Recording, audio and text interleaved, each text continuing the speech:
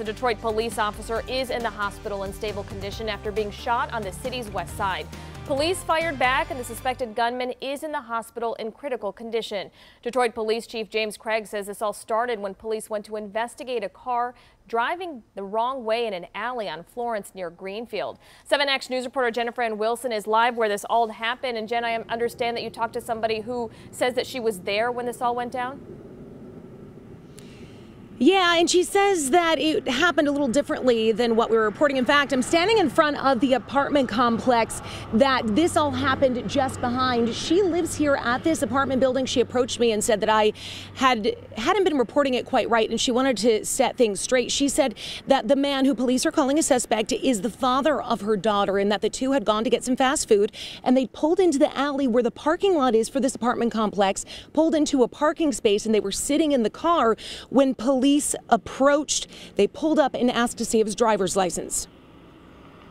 He was like, my car is parked. Like, the car is not operating. We're not moving. So what's the problem?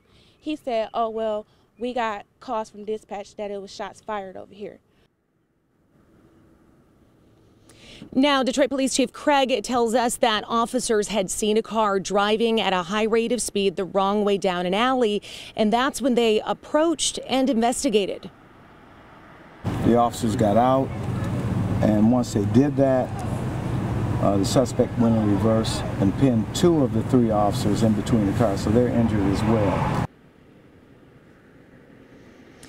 Now, when we arrived to the scene this morning, we did see his vehicle being towed. We noticed that the driver's side door was off.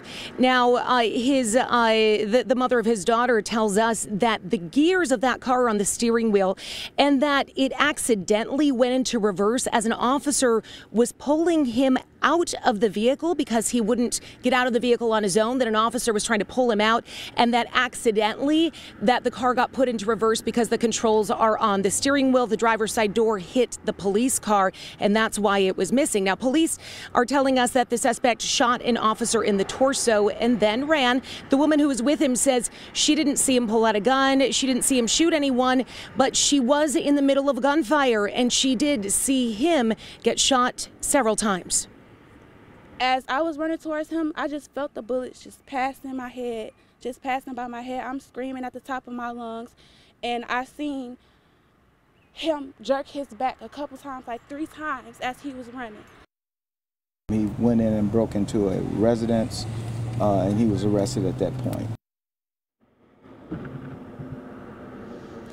Now, police say 3 officers were taken to the hospital. 1 who was hit by a bullet. He was wearing a bulletproof vest, and 2 others who were injured by the altercation with the car, whatever happened there. I can tell you that the video from our crews who were here last night, things looked very chaotic.